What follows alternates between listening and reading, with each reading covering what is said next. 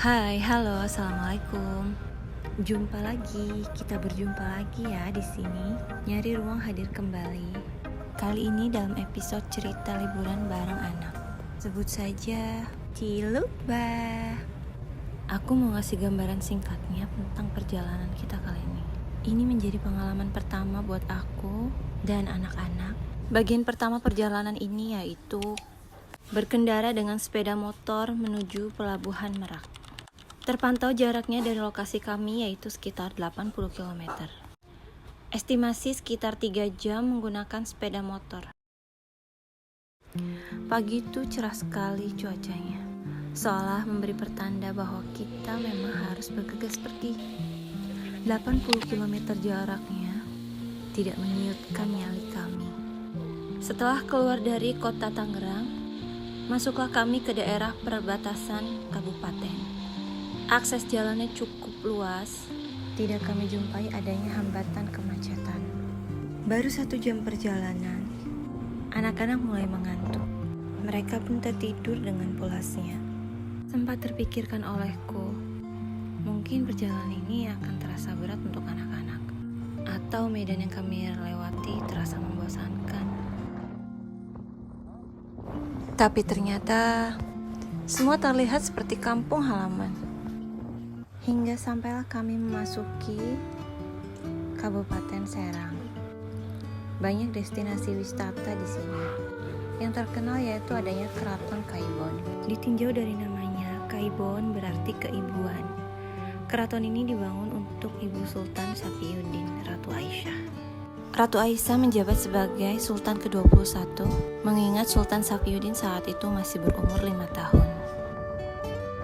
Ada saja hal lucu yang mengundang gelak tawa selama di perjalanan. Salah satunya hal ini. Putri sulungku tertawa terbahak-bahak hanya karena melihat hal ini.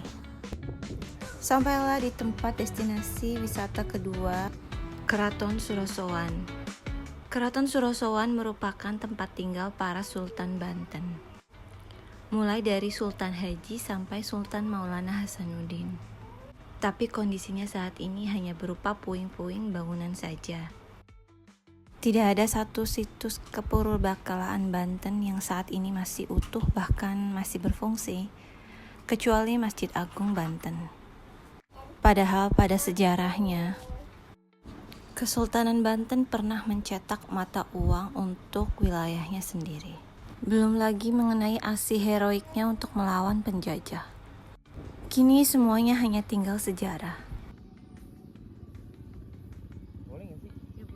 Kami hanya melewatinya tanpa berhenti atau masuk ke dalam bangunannya.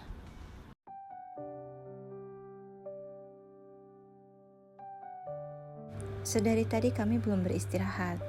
Oleh karena itu kami memutuskan untuk beristirahat di Masjid Agung Banten. Kami sedang mencari-cari tempat yang cukup nyaman untuk mengeluarkan bekal. Nampaknya kami berada di jalur yang tepat. Serambi masjid mulai terlihat. Masjid ini sudah mengalami beberapa kali pemugaran, tetapi ciri khas bangunannya tetap dipertahankan.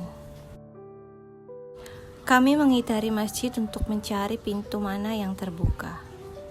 Karena bingung, kami pun memutuskan untuk bertanya pada salah satu warga di sana. Di seberang komplek bangunan masjid juga terdapat museum dan Masjid Agung Banten Baru. Mungkin masih terlalu pagi untuk orang-orang berwisata seperti kami. Di sanalah pintu masuknya. Ternyata di sana juga terdapat pula makam di sana adalah makam-makam keluarga dan istri para sultan. Kami tak berlama-lama di sana dan melanjutkan perjalanan. Tujuan kami sebentar lagi akan sampai. Memasuki kota Cilegon, disambut oleh Tugu Krakatau sebagai kawasan objek vital nasional.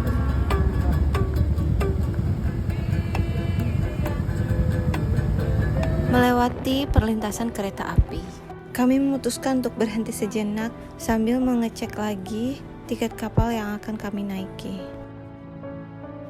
Cilegon benar-benar sibuk pagi itu.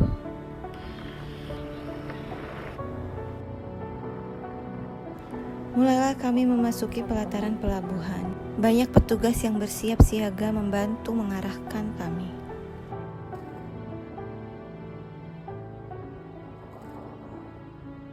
Seperti inilah kira-kira gambaran pelabuhan Merak.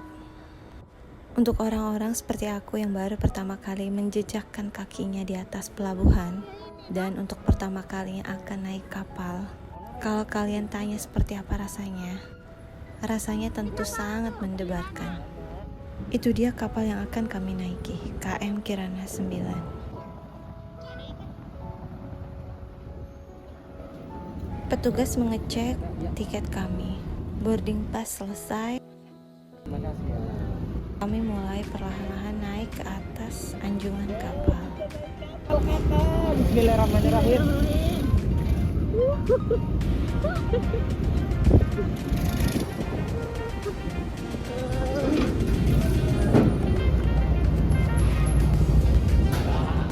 Udah nih, Udah. parkir. Bagaimana kelanjutan ceritanya? Karena bagian menariknya akan kami lanjutkan lagi nanti pada video berikutnya. Jadi jangan kemana-mana. Aku tunggu like dan komen kalian. Dan terima kasih sudah nonton.